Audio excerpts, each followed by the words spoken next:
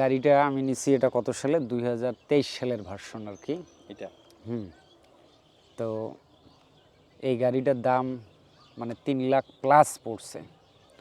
তো আসলে পছন্দর সবারই আর কি বাইক, যারা যুবক তরুণ প্রজন্মের কাছে একটা বাইক থাকা মানে হচ্ছে বিশাল কিছু, মানে এটা সব তরুণের স্বপ্ন এবং একটা স্টাইলিশ বাইক। কিন্তু আমি এটা কিনে একটা বড় ধরনের ভুল করেছি। এই ভুলটা সবার করা উচিত না।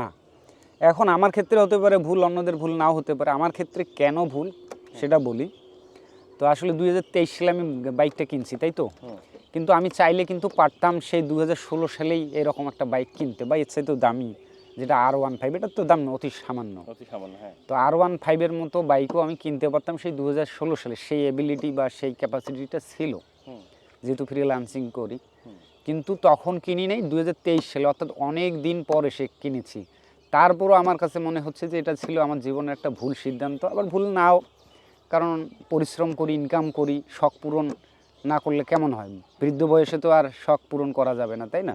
কিন্তু তথাপি আমার চাইতেও আরও অনেক তরুণ আছে যারা কিনা সামান্য আর্নিং শুরু করলে বা একটু ইনকাম হাতে পেলেই তারা ধুমধাম বাইক কিনে ফেলে। তো এটা ঠিক নয়। অন্তত একটু স্টেবিলিটি হওয়া উচিত মানুষের ইনকাম করার পর, তারপর যদি কিনে সেক্ষেত্রে ভালো হবে। ঠিক আছে? কেন আমি এই কথাটা বললাম? ধরেন 2016 সালেই আমি চাইলে কিন্তু একটা বাইক কিনতে পারতাম দামি, সেটা না কিনে 2023-এ কিনছি। তারপরও ভাবতেছি যে আমার লস, তাই না? তো 2016 সালেই যদি কিনতাম, একে তো হচ্ছে অনেকগুলো টাকা এখানে ইনভেস্ট করে রাখা ফিক্সড, আর দ্বিতীয়ত হচ্ছে এই বাইকটা 10 বছর বা 5 বছর পর কিন্তু এটার কি হবে, ভ্যালু লেস করতে হবে, অর্থাৎ এটা তো ব্যবহার হবে, অর্থাৎ কস্ট হবে। এই কস্ট তো মানে ফেরত নেওয়া যাবে না।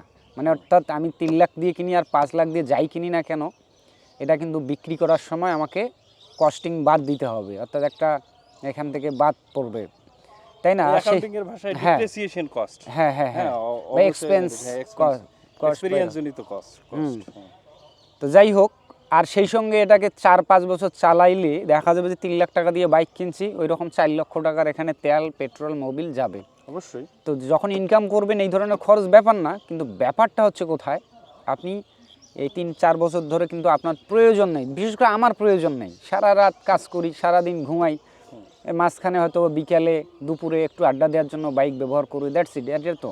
কিন্তু এটার জন্য আমার অনেক কিছু হচ্ছে, যেমন এটাতে সময়টা দিচ্ছি, বাইক আছে এখন বের না হলে কেমন লাগে, একটু বের হই, তার মানে যেখানে হয়তো বা আমি হাঁটাহাঁটি করলে হয়তো 30 মিনিট ব্যয় করতাম, সে জায়গায় এখন আমি ব্যয় করতেছি 1.5 ঘন্টা 2 ঘন্টা, অতিরিক্ত সময় নষ্ট হচ্ছে, যা কাজের ক্ষেত্রে আমি মনে করি সমস্যা এটি।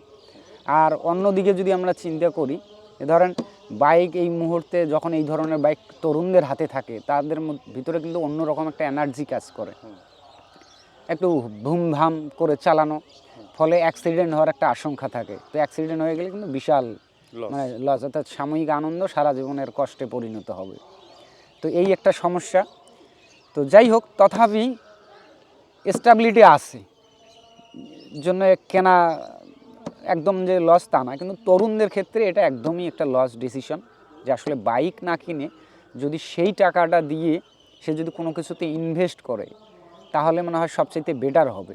অর্থাৎ টাকা থেকে টাকা তৈরি করা, অর্থাৎ উৎপাদনমুখী চিন্তা ভাবনা করা। এটা তো উৎপাদনমুখী না, বরং এটা অপচয়মুখী। সময় অপচয়, টাকা অপচয়, হয়তো সাময়িক শখ পূরণ হয়েছে, তারপরে কিন্তু এটার আর দরকার নেই।